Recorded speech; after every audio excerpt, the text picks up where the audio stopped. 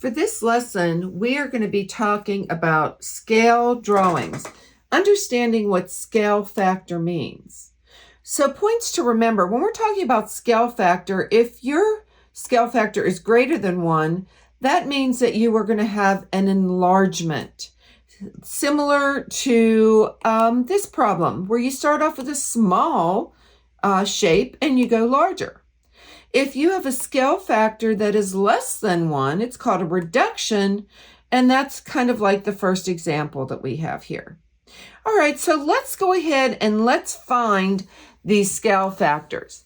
So when we're looking at number 1, we always go ahead and we compare two sides that are corresponding. So those are the bases of the triangle.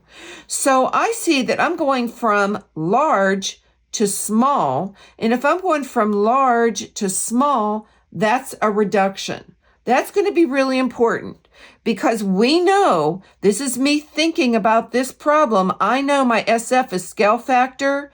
It's got to be less than 1 because I ended up with a smaller picture. So I'm just going to put my 9 over my 18. And of course, you have to simplify it. We'll divide both of those by 9, and we get a scale factor, SF is scale factor, that is equal to 1/2. All right, well, let's look at this second example. I had said that we're going from small to large. And again, I'm just going to take corresponding sides, and I think that I will go ahead when I take my corresponding sides, I'll use my 4 and my 17.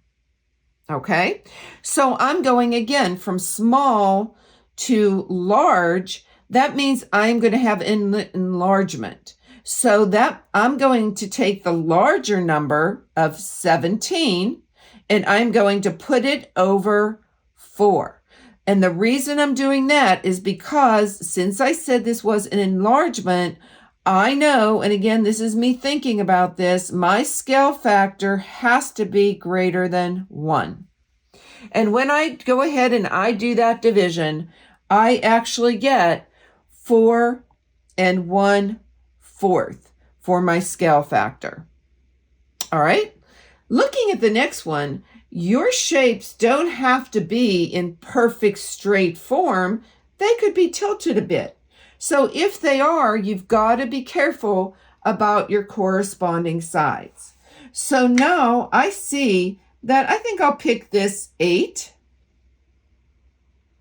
and the 12. So now I've got to think about this. I'm going from large to small. So that means, again, large to small, my scale factor has to be less than 1. So that's going to help me decide, where do I put my numbers? Well, I will put my smaller 8 over my 12.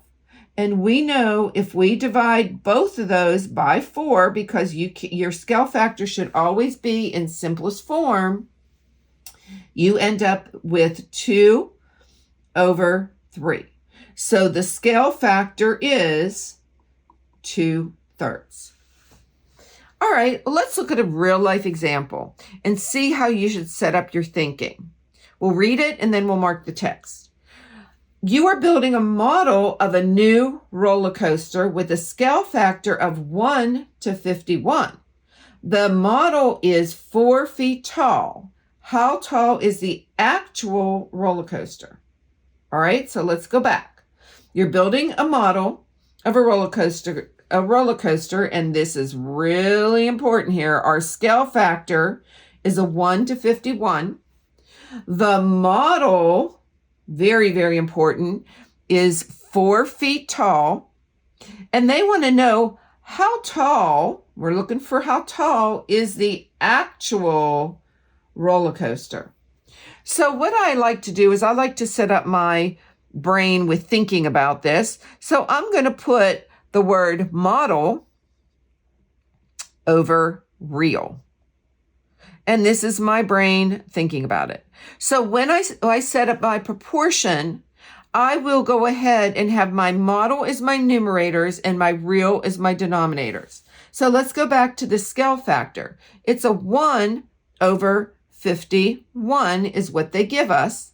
And then they say that the model is 4 feet tall. Well, notice, model is my numerator. So I'm going to have to go ahead and put the 4 at the top, and real is the denominator. We don't know. We're actually looking for that.